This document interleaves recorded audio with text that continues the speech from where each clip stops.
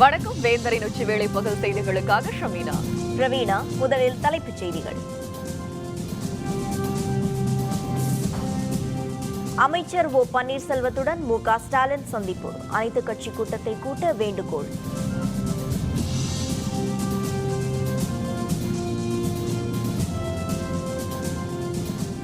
முதல்வர் விரைவில் வீடு திரும்புவார். பண்ருட்டி ராமச்சந்திரன் தகவல்.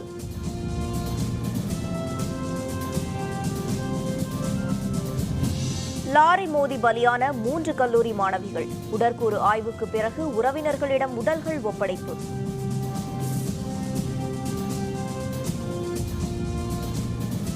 வரும் 19ஆம் தேதி ஐஜேகே பொறுப்பாளர்கள் ஆலோசனைக் கூட்டம். டாக்டர் பாரிவேந்தர் அறிவிப்பு.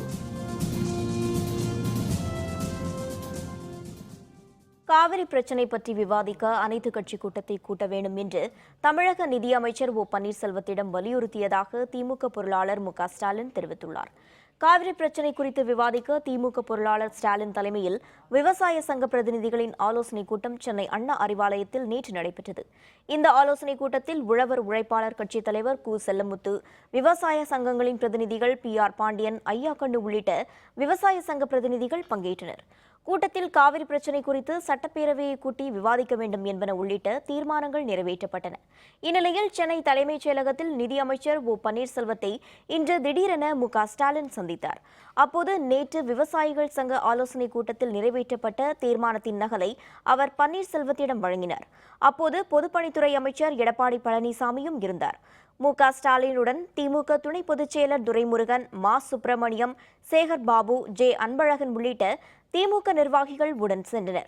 சந்திப்புக்கு பின்னர் செய்தியாளர்களுடன் பேசிய ஸ்டாலின், காவிரி பிரச்சினையில் அனைத்து கட்சி கூட்டத்தை கூட்ட அமைச்சர் பன்னீர்செல்வத்திடம் வலியுறுத்தியதாக தெரிவித்தார். மேலும் அனைத்து கட்சி பிரதிநிதிகளுடன் சென்று பிரதமரை சந்தித்து காவிரி மேலாண்மை வாரியம் அமைப்பது குறித்து வலியுறுத்தியதாகவும், கோரிக்கை பரிசீலிக்கப்படும் என நிதியமைச்சர் ஓ பன்னீர்செல்வம் உறுதியளித்ததாகவும் ஸ்டாலின் தெரிவித்தார். தமிழகத்தில் இருக்கக்கூடிய விவசாய அமைப்புகளை சார்ந்த பல்வேறு அமைப்புகளை அழைத்து காவேரி பிரச்சனை குறித்து ஒரு கலந்துரையாடல் நிகழ்ச்சி நடத்தி நேற்றைக்கு நிறைவேற்றப்பட்ட அந்த தீர்மானத்தை இன்றைக்கு நிதியமைச்சரிடத்தில் வழங்கியிருக்கிறோம். உரிய நடவடிக்கை எடுப்பதாக நிதியமைச்சர் அவர்களும் பொதுப்பணித்துறை அமைச்சர் அவர்களும் எங்களிடத்தில் உறுதிமொழி தந்திருக்கிறார்கள். தமிழக முதல்வர் ஜெயலலிதா உடல்நலத்துடன் உள்ளதாகவும் விரைவில் வீடு திரும்புவார் என்றும் அதிமுக செய்தி தொடர்பாளர் பண்ருட்டி ராமச்சந்திரன் தெரிவித்துள்ளார்.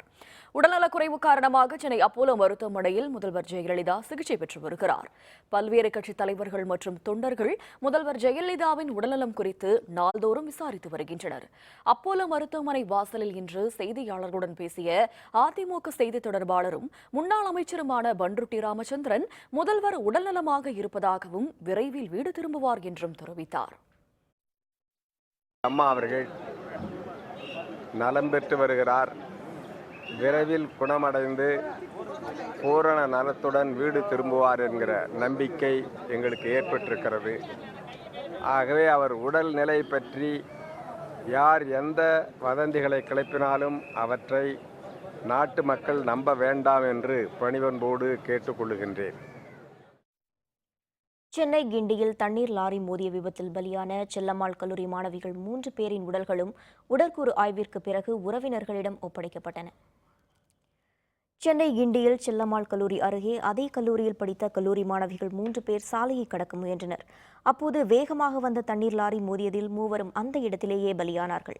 பலியான மாணவிகள் செல்லம்மாள் கல்லூரியைச் சேர்ந்த 1ஆம் ஆண்டு மாணவி காயத்ரி, 2ஆம் ஆண்டு மாணவிகள் சித்ரா, ஆஷா, ஸ்ருதி ஆகியோர் என அடையாளம் தெரிந்தது. பலியான மாணவிகளின் உடல்கள் சென்னை ராயப்பேட்டை அரசு மருத்துவமனைக்கு கொண்டு செல்லப்பட்டது. அங்கு மருத்துவர்கள் பாஸ்கர், வினோத் ஆகியோர் தலைமையில் 3 மாணவிகளின் உடற்கூறு ஆய்வு இன்று நடைபெற்றது. உடற்கூறு ஆய்வுக்கு பின்னர் 3 மாணவிகளின் உடல்களும் அவர்களின் உறவினர்களிடம் ஒப்படைக்கப்பட்டன. இனி இதுபோன்ற துயரம் தரும் சம்பவங்கள் நேரக்கூடாது என அவர்களின் உறவினர்கள் தெரிவித்தனர். இது பார்க்கறதுக்கு ரொம்ப கொடுமையா இருக்கு. இது கவர்மெண்ட் இது மாதிரி லாரி எல்லாம் வரவங்கள இந்த கிலோமீட்டர் மேலே போகக்கூடாதுன்னு சொல்லிட்டு ஸ்பீடோமீட்டரை பொருத்தி மக்களுக்கு மற்ற இது மாதிரி திருப்பி இது மாதிரி நிகழ்வுகள் ஏற்படாமல் தடுக்கணும் சார். இது அந்த காலேஜில் வந்து பார்த்தீங்கன்னா மேலே வந்து மேம்பாலம் மாதிரி போகிறதுக்கு இருந்துன்னா அந்த குழந்தைங்களுக்கு மற்ற பிள்ளைங்களுக்கு எதுவும் ஏற்படாமல் இருக்கும். அதை வந்து செய்யணும்னு நான் கேட்டுக்கிறேன் சார்.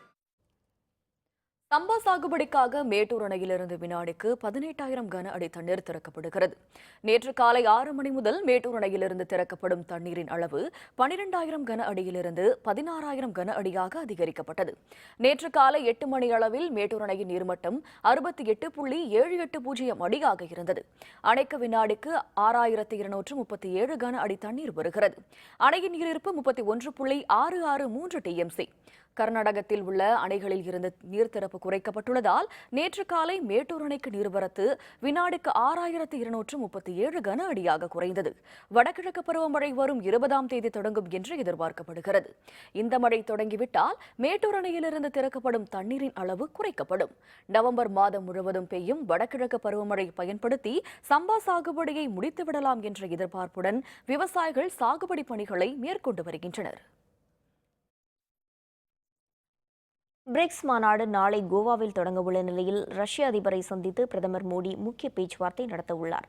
ரஷ்யாவின் அதிநவீன ஏவுகணை வாகனங்களை இந்தியா வாங்குவது தொடர்பாக 39,000 கோடி ரூபாய் ஒப்பந்தம் இந்த சந்திப்பின் போது இறுதி செய்யப்படுகிறது. ரஷ்யா, இந்தியா, பிரேசில், சீனா, தென்னாப்பிரிக்கா ஆகிய நாடுகளை உள்ளடக்கிய பிரிக்ஸ் மாநாடு கோவாவில் நாளை தொடங்குகிறது. இந்த 2 நாள் மாநாட்டிற்கான ஏற்பாடுகள் நிறைவு கட்டத்தை எட்டியுள்ளன. தில்லியிலிருந்து இன்று மாலை தனி விமானத்தில் கோவா செல்லும் பிரதமர் நரேந்திர மோடி மாநாட்டு ஏற்பாடுகளை நேரில் பார்வையிட்டு ஆய்வு செய்கிறார். பிரிக்ஸ் மாநாட்டில் கலந்து கொள்வதற்காக கோவா வரும் ரஷ்ய அதிபர் விளாடிமிர் புதினை பிரதமர் நரேந்திர மோடி நாளை சந்தித்து முக்கிய பேச்சுவார்த்தை நடத்துகிறார். இந்த சந்திப்பின் போது ரஷ்யாவிடமிருந்து அதிநவீன ஏவுகணை தாங்கி வாகனமான S-400 கொள்முதல் செய்வது தொடர்பான 39,000 கோடி ரூபாய் ஒப்பந்தத்தில் இரு நாட்டு தலைவர்களும் கையெழுத்திட உள்ளதாக தில்லி தகவல்கள் தெரிவிக்கின்றன. ஒடிசா மாநிலத்தில் பன்றிக் காய்ச்சலால் பாதிக்கப்பட்ட 50 குழந்தைகள் சிகிச்சை பலனின்றி உயிரிழந்தனர். மால்கன்கரி மாவட்டத்தில் பன்றிக் காய்ச்சலால் பாதிக்கப்பட்ட 100க்கும் மேற்பட்ட குழந்தைகள் இங்குள்ள அரசு மருத்துவமனையில் அனுமதிக்கப்பட்டுள்ளனர். மாவட்ட மருத்துவ அலுவலர் US மிஸ்ரா அறிவுரையின் பேரில் மருத்துவ வல்லுநர்கள் குழந்தைகளுக்கு துரித சிகிச்சை வழங்கி வருகின்றனர். நோய் தாக்கம் அதிகம் உள்ள குழந்தைகள் தீவிர சிகிச்சை பிரிவில் அனுமதிக்கப்பட்டுள்ளனர். இருப்பினும் கடந்த 34 நாட்களில் பன்றிக் காய்ச்சலால் பாதிக்கப்பட்ட 50 குழந்தைகள் சிகிச்சை பலனின்றி பலியாகினர். இதனையடுத்து மல்காங்கிரி மாவட்டத்தில் நோய் தடுப்பு பணிகளை விரைவுபடுத்த உத்தரவிட்டுள்ள மாவட்ட ஆட்சியர் சுதர்ஷன் சக்கரவர்த்தி சுகாதார பணிகளில் சுணக்கம் காட்டிய 22 அலுவலர்களுக்கு விளக்கம் கேட்டு நோட்டீஸ் அனுப்ப அறிவுறுத்தியுள்ளார். உள்ளாட்சி தேர்தல் பற்றி ஆலோசனை நடத்துவதற்காக வரும் 19ஆம் தேதி இந்திய ஜனநாயக கட்சியின் மாவட்ட பொறுப்பாளர்கள் கூட்டம் நடைபெறவுள்ளதாக கட்சியின் நிறுவனர் தலைவரான டாக்டர் பாரிவேந்தர் தெரிவித்துள்ளார். இதுபற்றி அறிக்கையொன்றை டாக்டர் பாரிவேந்தர் வெளியிட்டுள்ளார். உள்ளாட்சி தேர்தலில் அனைத்து இடங்களிலும் இந்திய ஜனநாயக கட்சி போட்டியிட வேண்டும் என கட்சியின் உயர்நிலைக் குழு கூட்டத்தில் முடிவெடுக்கப்பட்டுள்ளதாக தெரிவித்துள்ள டாக்டர் பாரிவேந்தர், இதுபற்றி ஆலோசனை நடத்துவதற்காக வரும் 19ஆம் தேதி புதன்கிழமை பகல் 11 மணிக்கு சென்னை அசோக் நகரில் உள்ள IJK தலைமை நிலையத்தில் மாவட்ட பொறுப்பாளர்களுக்கான கலந்துரையாடல் கூட்டம் நடைபெற உள்ளதென குறிப்பிட்டுள்ளார். இந்த கூட்டத்தில் மாவட்ட பொறுப்பாளர்கள் அனைவரும் தவறாமல் கலந்து கொள்ள வேண்டும் என்று கேட்டுக் கொண்டுள்ள டாக்டர் பாரிவேந்தர், உள்ளாட்சி மன்ற இடங்களுக்கான இடஒதுக்கீட்டு பட்டியல் வெளியிடப்பட்டதும் கட்சியின் வேட்பாளர்கள் முறைப்படி அறிவிக்கப்படுவார்கள் என்றும் தெரிவித்துள்ளார். தமிழகத்தில் போதிய மழையில்லாத காரணத்தால் சென்னைக்கு குடிநீர் வழங்கும் ஏரிகளின் நீர்மட்டம் வெகுவாக குறைந்து வருகிறது. சென்னைக்கு குடிநீர் வழங்கும் முக்கிய ஏரிகளின் நீர்மட்டம் பற்றிய விவரங்களை இப்பொழுது விரிவாக பார்ப்போம். கடந்த ஆண்டு வடகிழக்கு பருவமழையால் ஏற்பட்ட பெருவெள்ளத்தால் சென்னைக்கு குடிநீர் வழங்கும் முக்கிய ஏரிகளான பூண்டி, புழல், செம்பரம்பாக்கம் ஏரிகள் நிரம்பி வழிந்தன. இதனால் இந்த ஆண்டில் சென்னையில் குடிநீர் தட்டுப்பாடு ஏற்படவில்லை. இந்த ஆண்டில் தென்மேற்கு பருவமழை போதிய அளவில் இல்லாததால் ஏரிகளில் நீர்மட்டம் வெகுவாக குறைந்து வருகிறது. 3,231 மில்லியன் கன அடி கொள்ளளவு கொண்ட பூண்டி நீர்த்தேக்கத்தில் தற்பொழுது 123 மில்லியன் கன அடி நீர் மட்டுமே இருப்பு உள்ளது.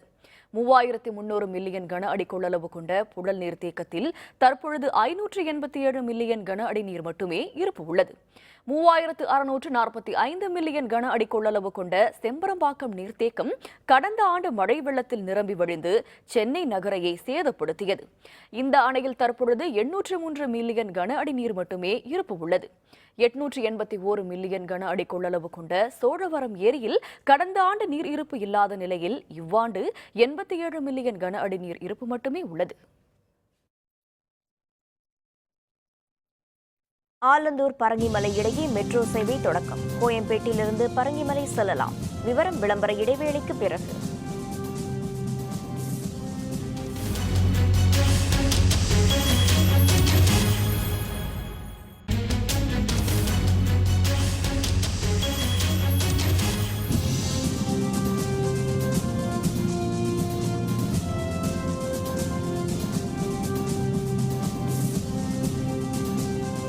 செய்திகள் தொடர்கின்றன.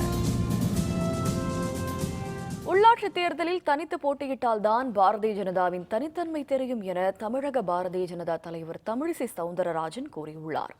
சென்னை புதுப்பேட்டையில் இன்று பாரதிய ஜனதா கட்சியின் தேர்தல் அலுவலகத்தை திறந்து வைத்த அவர் செய்தியாளர்களுடன் பேசினார். உள்ளாட்சித் தேர்தலில் பாரதிய ஜனதா தனித்து போட்டியிடும் என்ற மத்திய அமைச்சர் பொன் ராதாகிருஷ்ணனின் கருத்தை வரவேற்பதாக கூறிய தமிழிசை, தமிழக விவசாயிகளுக்கு பாரதிய ஜனதா ஒருபொழுதும் துரோகம் செய்யாது என்றும் கூறினார்.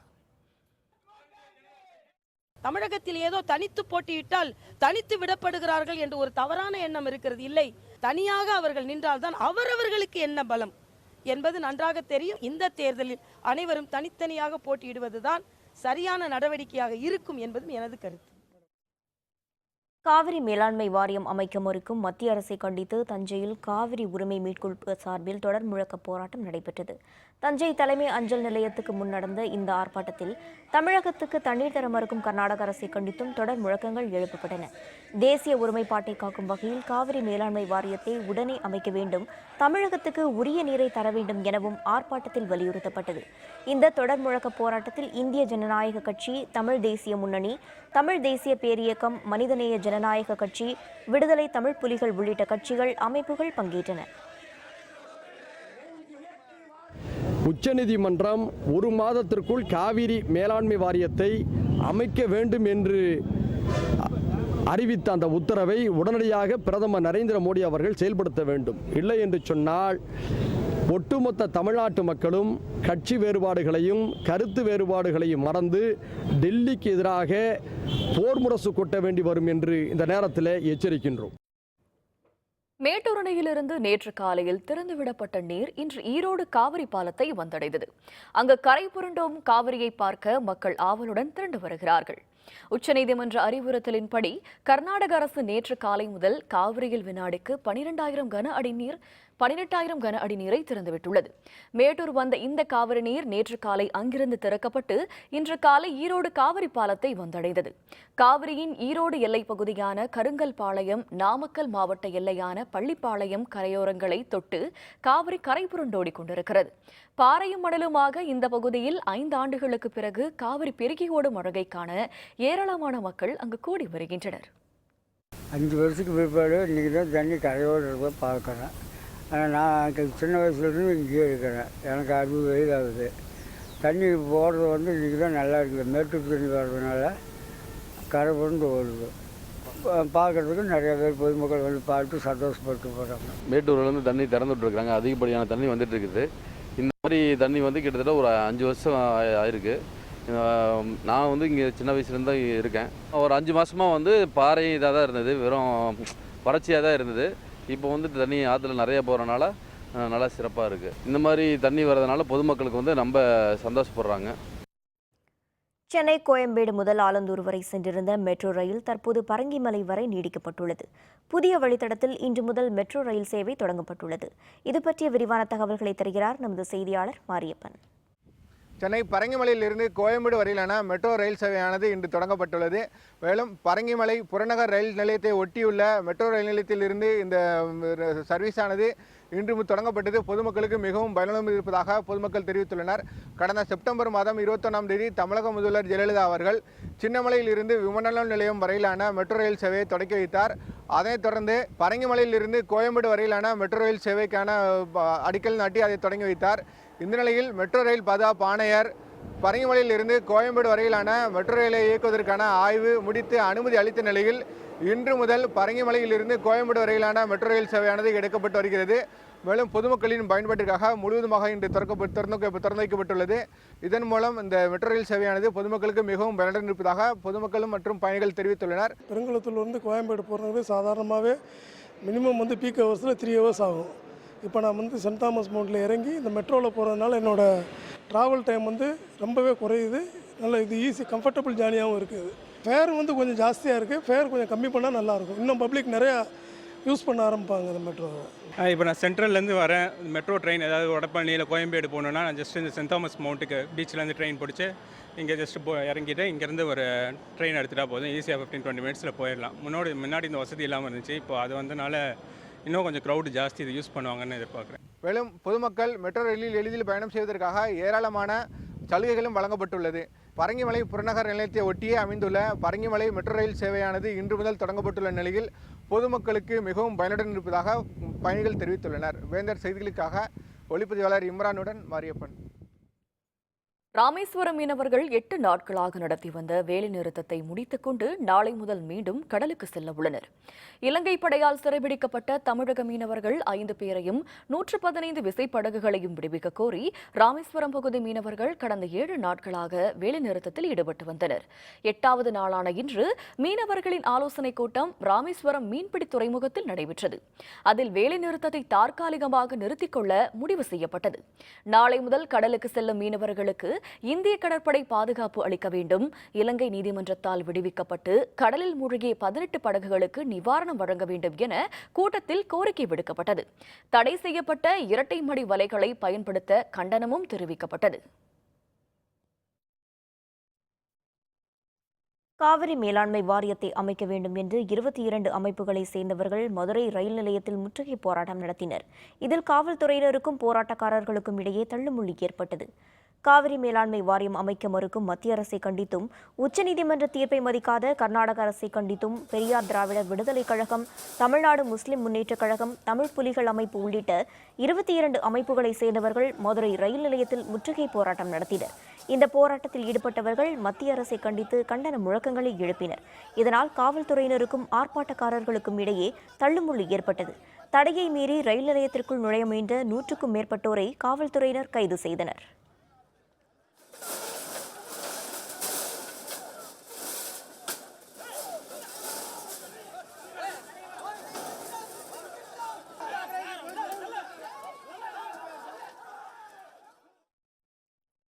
விருதுநகர் மாவட்டம் சிவகாசியில் கண்மாய் ஆக்கிரமித்து கட்டப்பட்டிருந்த தனியார் விற்பனை மையங்கள், குடியிருப்பு கட்டடங்கள் இடிக்கப்பட்டு வருகின்றன. சிவகாசியில் உள்ள தந்தை பெரியார் நகரில் அரசுக்கு சொந்தமான கண்மாய் 32 ஏக்கர் பரப்பளவில் அமைந்துள்ளது. கடந்த 20 ஆண்டுகளுக்கு முன்பு கண்மாய் நிலத்தை தனிநபர்கள் ஆக்கிரமித்து விற்பனை மையங்கள் மற்றும் குடியிருப்புகளை கட்டினர். இது தொடர்பான மேல்முறையீட்டு வழக்கில் ஆக்கிரமிப்புகளை உடனடியாக அகற்ற வேண்டும் என டெல்லி நீதிமன்றம் கடந்த ஆண்டு உத்தரவிட்டிருந்தது.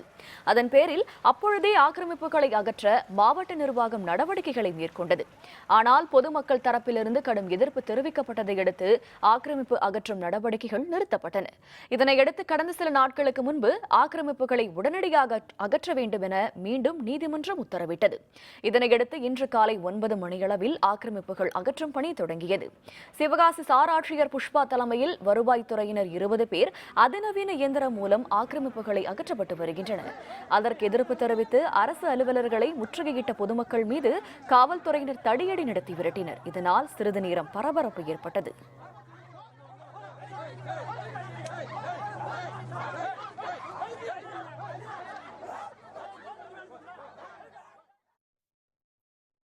காஞ்சிபுரம் மாவட்டம் அச்சிறுபாக்கம் அருகே இன்று அதிகாலை அடுத்தடுத்து நேரிட்ட சாலை விபத்தில் 15க்கும் மேற்பட்டோர் காயமடைந்தனர். சென்னையிலிருந்து திண்டிவனம் நோக்கி இன்று அதிகாலை கார் ஒன்று புறப்பட்டது. அச்சிறுபாக்கம் அருகே உள்ள பெரும்பேர் கண்டிகையை அந்த வாகனம் கடந்தபோது திடீரென்று கட்டுப்பாட்டை இழந்து தடுப்பு சுவர் மீது மோதியது. மறுபக்கம் அந்த வாகனம் விழுந்ததை அடுத்து போக்குவரத்து காவலர்கள் அதை அப்புறப்படுத்திக் கொண்டிருந்தனர். அதே நேரத்தில் மதுரையிலிருந்து சென்னை நோக்கி வந்து கொண்டிருந்த அரசு விரைவு பேருந்து அதே பகுதியில் சாலையோரம் நின்று கொண்டிருந்த லாரி மீது திடீரென மோதியது. இந்த விபத்து நடந்த சில வினாடிகளுக்குள் தஞ்சாவூரிலிருந்து வந்த மற்றொரு அரசு பேருந்து கட்டுப்பாட்டை இழந்து விரைவு பேருந்து மீது மோதியது. அடுத்தடுத்து நடந்த 3 விபத்துகளில் காரில் பயணம் செய்த 3 பேர் உள்பட 15க்கும் மேற்பட்டோர் காயமடைந்தனர். அனைவரும் மீட்கப்பட்டு மதுராந்தகம் அரசு மருத்துவமனையில் சிகிச்சைக்காக அனுமதிக்கப்பட்டனர். முதல்வர் ஜெயலலிதா பூரண நலம் பெற வேண்டி தேனி மாவட்டம் வீரபாண்டியில் 25,000 அதிமுக தொண்டர்கள் பால்குடம் சுமந்து ஊர்வலமாக சென்று சிறப்பு வழிபாடு நடத்தினர். தேனி மாவட்ட அதிமுக சார்பில் முதல்வர் ஜெயலலிதா முழுமையாக நலம் பெற வேண்டி வீரபாண்டியில் சிறப்பு வழிபாடு நடைபெற்றது.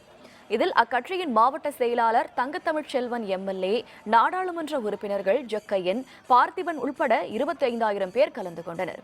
பால்குடம் சுமந்து ஊர்வலமாக சென்ற இவர்கள் வீரபாண்டி கௌமாரியம்மன் கோவிலில் நடைபெற்ற சிறப்பு ஆராதனையில் கலந்து கொண்டு வழிபட்டனர்.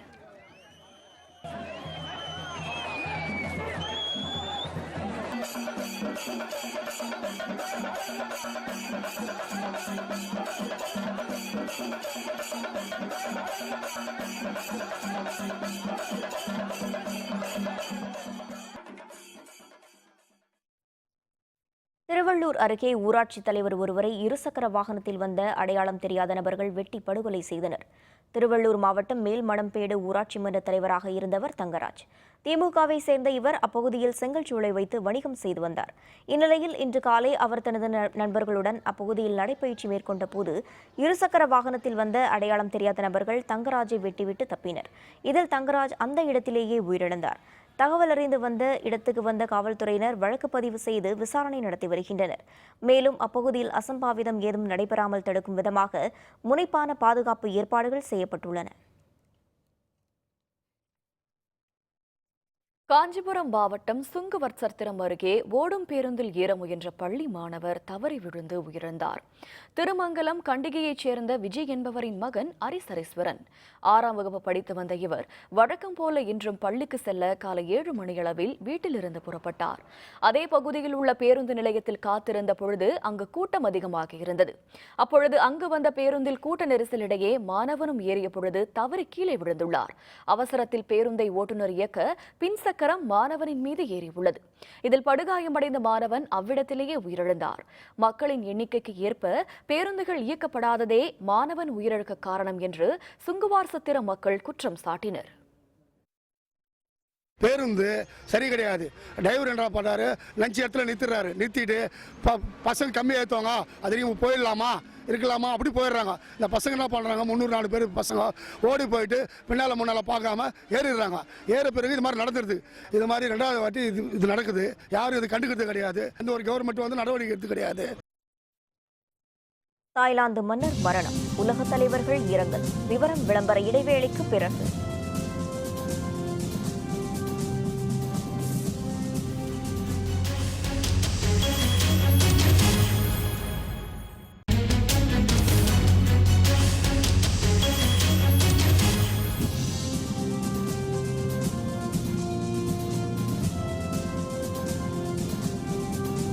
செய்திகள் தொடர்கின்றன. இனி அயலக செய்திகள்.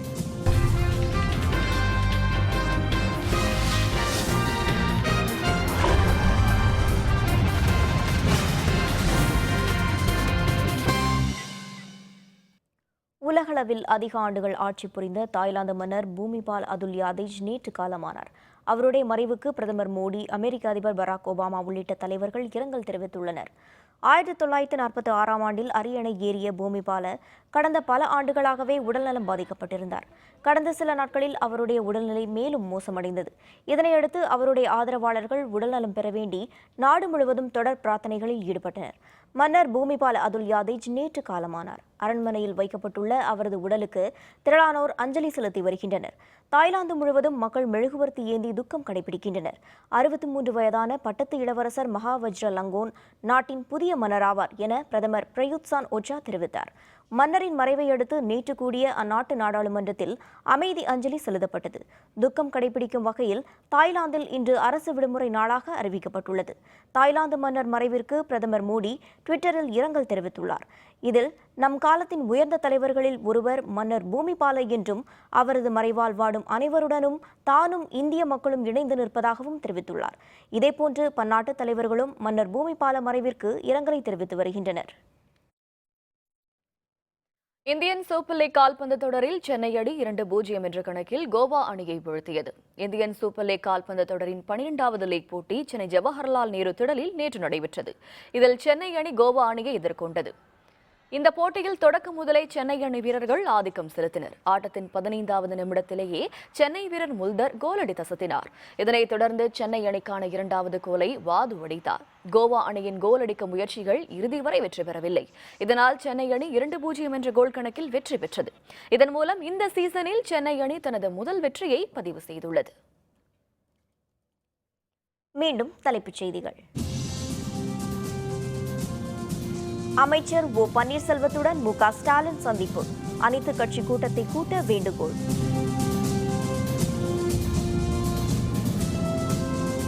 முதல்வர் விரைவில் வீடு திரும்புவார். பண்ருட்டி ராமச்சந்திரன் தகவல். லாரி மோதி பலியான 3 கல்லூரி மாணவிகள். உடற்கூறு ஆய்வுக்கு பிறகு உறவினர்களிடம் உடல்கள் ஒப்படைப்பு. வரும் 19ஆம் தேதி ஐஜேகே பொறுப்பாளர்கள் ஆலோசனை கூட்டம். டாக்டர் பாரிவேந்தர் அறிவிப்பு. இத்துடன் வேந்தரின் உச்சிவேளை பகல் செய்திகள் நிறைவடைந்தன. மீண்டும் மாலை 5:30 மணிக்கு வேந்தரின் அந்தி மாலை தொடர் செய்திகளில் சந்திப்போம். வணக்கம்.